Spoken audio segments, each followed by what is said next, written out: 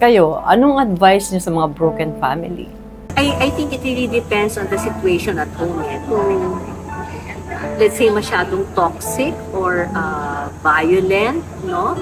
Or abusive yung one of the partners or both parents, I think kawawa naman yung mga bata kasi hindi maganda yung ganong klaseng exposure, no? Yung trauma. Pero kung, let's say, maganda naman yung atmosphere sa bahay, kahit hindi na kayo nagmamahalan, pero you create a loving atmosphere, environment, safe environment for your children, and makikita ng mga bata yun. Kaya palagay ko yung mas maunawaan nila yung sitwasyon. So, yun nga, I think it depends on the situation. Pero hanggat maaari sana, ang parents ko lived until in their 90s, no? And nakapag-celebrate pa sila ng 60 years of marriage.